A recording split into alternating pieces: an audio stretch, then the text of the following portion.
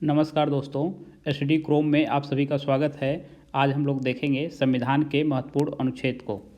देखिए, आगे हम लोग शुरुआत करें से पहले आपको बता दें कि हम लोग यूपीएससी 2022 और यूपीपीसीएस 2022 के लिए आपको कंटेंट उपलब्ध कराएंगे जो कि बिल्कुल ही सटीक होगा और एग्ज़ाम ओरिएंटेड होगा। इसलिए आप सभी इस चैनल को सब्सक्राइब कर लीजिए जिससे आपको यह अध्ययन सामग्री सही समय पर उपलब्ध हो सके। आइए शुरू करते हैं।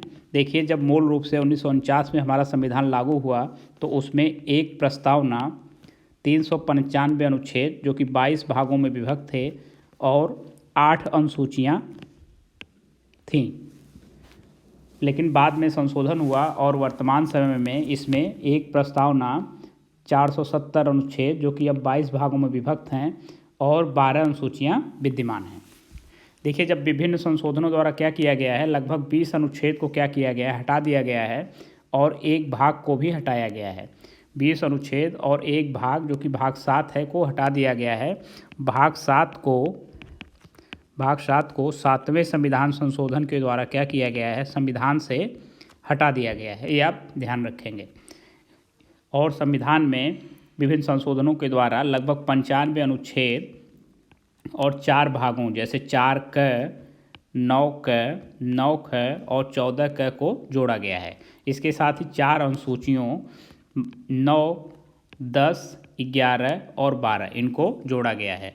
अनुसूची और भाग पर हमने अलग से एक वीडियो बनाया हुआ है, इसको आप चैनल पे जाकर देख सकते हैं। देखिए, इसके बाद हम लोग शुरू करते हैं अनुच्छेद।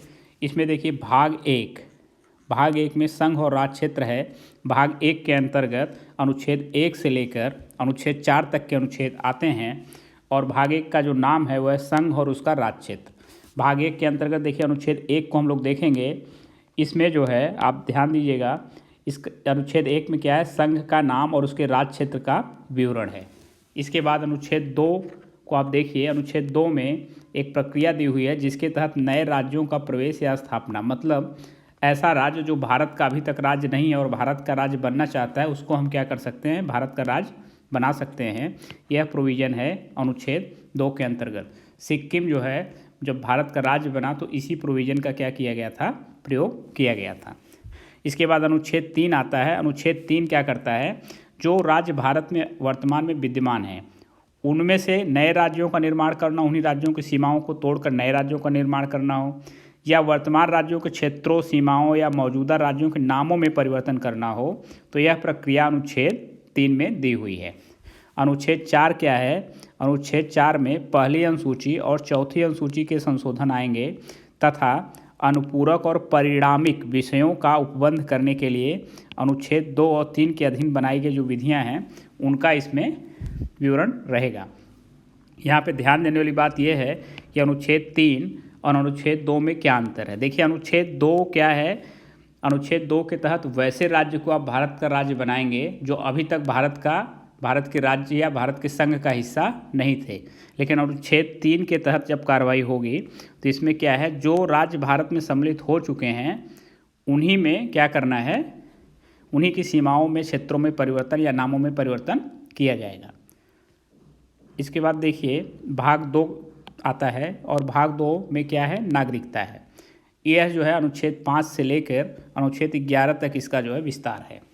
इसमें देखिए सबसे पहले आप देखिए अनुच्छेद 5 को, तो इसमें क्या है, संविधान के लागू होने के समय नागरिकता का प्रावधान है। संविधान के लागू होने के समय नागरिकता का प्रावधान।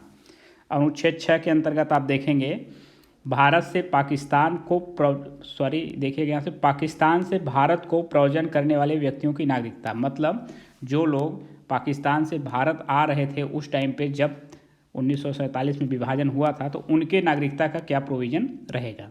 और इसी प्रकार अनुच्छेद 7 की बात अगर की जाएगी तो पाकिस्तान को प्रव्रजन करने वाले व्यक्तियों की नागरिकता, मतलब जो लोग भारत से पाकिस्तान चले जा रहे हैं उनकी नागरिकता के विषय में क्या प्रोविज़न रहेगा, ये अनुच्छेद 7 में दिया हुआ है। अनुच्छेद 8 में आप आएंगे तो अनुच्छेद 8 में क्या है, भारत के बाहर रहने वाले भारतीय उद्भव के कुछ व्यक्तियों की नागरिकता के विषय में जो बात की गई है वो अनुच्छेद 8 में की गई है। अनुच्छेद 9 में आप देखेंगे इसमें विदेशी राज्य की नागरिकता ग्रहण करने पर भारतीय नागरिकता स्वतः समाप्त हो जाती है। इसका मतलब यह है कि अनुच्छेद 9 में यह प्रोविजन किया गया है कि यदि कोई भारतीय नागरिक विदेशी राज्य की नागरिकता ग्रहण कर लेता है तो उसकी नागरिकता क्या होगी, स्वतः ही समाप्त हो जाएगी। अनुच्छेद 10 बहुत इंपॉर्टेंट नहीं था, इसलिए यहाँ पे मैंने नहीं लिखा हुआ है। अनुच्छेद 11 को देखिएगा। अनुच्छेद 11 क्या है, संसद को नागरिकता के संबंध में विधि बनाने की शक्ति प्रदान की गई है, ये ध्यान रखना है। सिर्फ संसद ही भारत में नागरिकता से संबंधित कानून बना सकती है, इसमें राज्य विधानमंडलों को कोई भी अधिकार नहीं दिया गया है। इस तरह से प्रश्न आपको फ्रेम करके पूछ सकता है प्रीलिम्स में कि नागरिकता के संबंध में विधि बनाने का अधिकार किसे दिया गया है, और ऑप्शन में संसद, राज्य विधानमंडल, केंद्र सरकार और राज्य सरकार दे सकता है। अतः आपका आंसर क्या होगा, संसद। केवल संसद को नागरिकता के संबंध में विधि बनाने का अधिकार दिया गया